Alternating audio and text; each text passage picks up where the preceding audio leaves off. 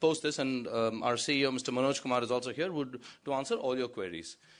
To begin with, we do call ourselves the world of empowered consumers. Now, what we really mean is that every consumer is sovereign in nature, and our business is based on aggregating these sovereign consumers at one time, at one place, for mutual benefit for everybody concerned.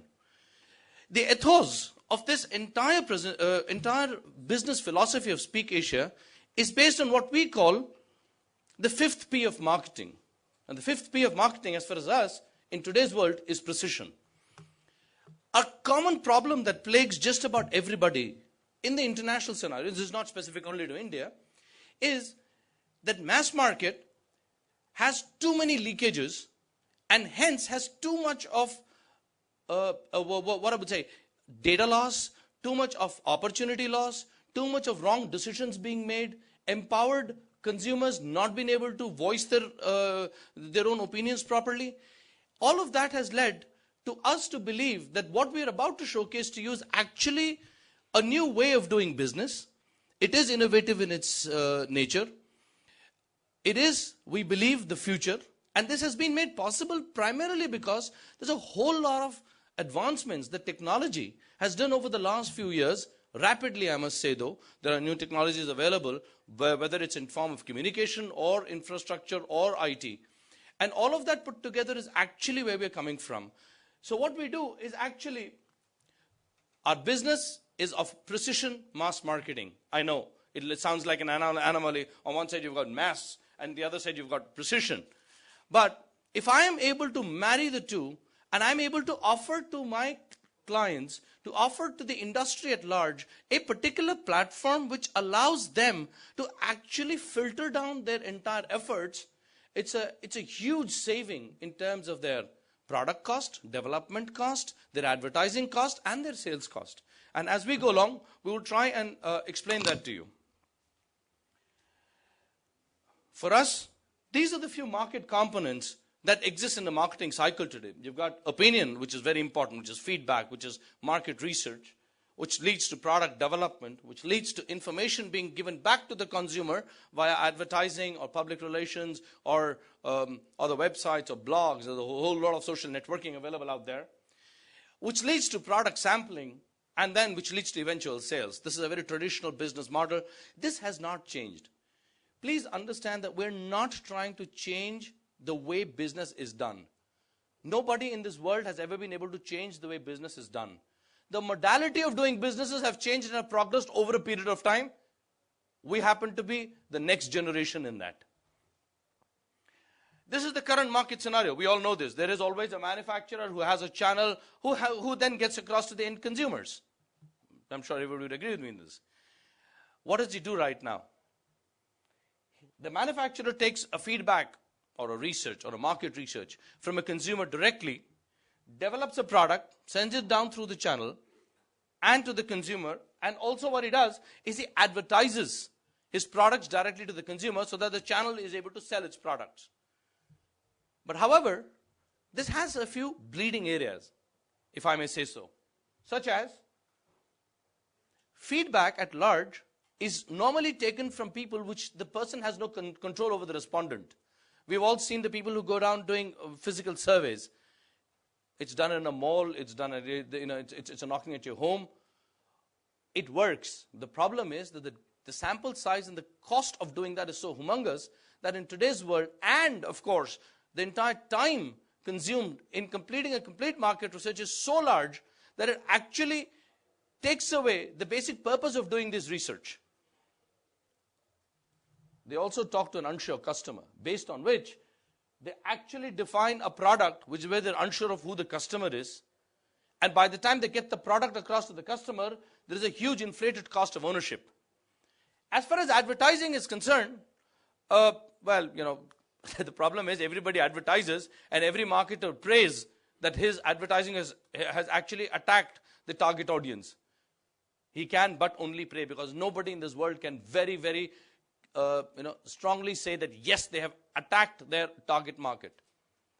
With these anomalies and with these kind of leakages happening in the business, Speak Asia Online actually attempts to bridge these gaps so that we act as a medium which allows the market to actually go out and do about their business in a cost-effective manner.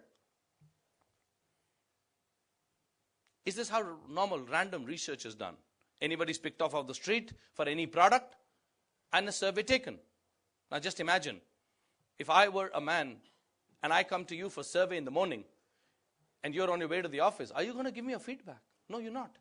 Because you're not in a frame of mind to give me a true feedback. Secondly, even if I do fill up a feedback, now you will say, sorry, come back later, come back tomorrow. I said, fine. I go to the next guy, he says the same. Out of 10 chaps, 2 people take out the time to give me a proper feedback. But then imagine, I have a job to do. It is my job. I get paid to do this survey because these researchers are paid, correct? We all know it. There are a whole lot of kids out there who fill up these forms. Now the problem that happens is that kid still has to fill up the form. So what does he do? He just goes home and fills it up himself because there is no backward mechanism to check who is actually gone to. And then God help you if it is a manual survey which has then to be converted into a digital format, and that's a second line of leakages where somebody is actually typing in and doesn't know what he's typing in because he has to fill up like 5,000 forms in about 3 hours. So he really doesn't care what the exam is, and we've done enough research to really understand these problems. Now, that is where the basic crux of this business lies. And hence, if I were to have somebody who would fill up the survey themselves willingly, week after week, go onto the net, because they have an incentive to do it. Today, our pressure is that if for some reason the survey gets delayed by a couple of hours, we're flooded by inquiries because they all want to fill the survey, because at the end of the survey, they actually get a monetary benefit out of it. Now, for me, that is a far better model than hope and pray that I've got the right data out of it. And what this transition does is that I get accurate data because I know who has responded to me. I know everything about the man. I know where he stands, where he lives, what he eats, what is his family size.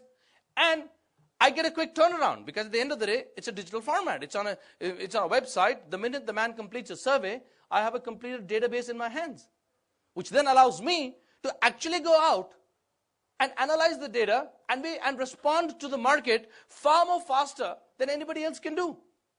In the same way, because it's digital, that data a customer can use in whichever way he wants it and analyze it, rather than every time having to go through reams of paper to really figure out what he's actually trying to do. With this has been our first phase in India, and this is essentially what we've been trying to do till now. But to bring you in a perspective, US has about 30 million panelists who are professional panelists who like kind of get up in the morning, shave, shower, and then they go to work as a panelist, which is they sit in front of the computer and fill up surveys across. An average earning in anywhere between $12 to $100 is, I mean, in some cases it can even be, if it's like very specific targeted research, then even the research money can go up, but then those are very small in number. Average is anywhere about $25, $30. Nobody pays more than that. That's the average large size mass market research that is done over the net. But the survey response here is still 0.5%. The reason is that most people think, it's all right, if I fill it, fill it. If I don't fill it, chuck it. That's the problem. Now, 30 million is not a very big population, considering the size of the US. And India needs about 40 million panelists to actually form an opinion. At 40 million panelists, the current size is not even 10. Oh, we'll put this on 10, but it's actually less than 10.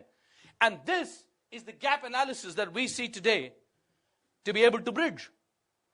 The reason is that today there is no real incentive for anybody to go online and fill a survey. And as I established in my earlier thing, online is the only way any company would be able to actually get an authentic live data back to them in the fastest time possible, in the shortest time possible. The Indian market research industry, by and large, hovers at about 7,500 crores as of today. These are figures off the net. You can take it. It's essentially the market size figures. Our business model is very simple. On the Speak Asia platform, a manufacturer can conduct a survey. To the same people, he can show advertising. And to the same people, he can do product sales, including sampling. So if you go back to my first slide where we kind of define that what are the various components of any marketing cycle, Speak Asia attempts to answer all those queries. The only thing we don't do here is product development, but then that's not our job. That job belongs to the manufacturer and not to us. That's his domain expertise. This is our domain expertise. But this model will only work if I have panelists across the country who give their unbiased opinion. But for opinion, everything we all know, my friends, nothing works better than an incentive to do anything. A lot of companies, even sales companies, give incentives to their salespeople just to do their regular work for which they already get a salary, leave alone overachieving their targets. That's why incentive schemes are put in place. World over, and I'm sure even in India, you now have people who actually only earn incentives as sales executives and not huge salaries. That was the case a few years ago. Our strategy till now has been, we have actively gone out and aggregated consumers across the country. That has been our sole purpose, to try and get as many consumers as we could over the last 1 year, because that was our time when we were establishing the business model here in India. We have primarily till date, and this is to answer a lot of queries that have been coming up as to where does the money come from? How can you guys pay so much? We have essentially been an online panel provider to other companies which require panel and don't have a panel size in India at the moment. The Indian panel size, other than us, there are a few companies which are now attempting to get into the space, and we welcome everybody, because it's my sincere belief that if there are 5, 6 of us who actually get on, we'll be able to grow the market much larger than we alone can do. There is only that much that we alone as Speak Asia can do, but if we were to have 4 or 5 more players like us, we'd be able to expand the market and bring in a whole lot of quality, which is what we've been harping about till date. This is all that we do. In any research format, and I don't need to tell you people, you know this better than I do, there are 3 basic components. There is research initiation, where somebody actually has to initiate what they're looking for in terms of the data. Then is to actually go out and collect the data and then analyze the data.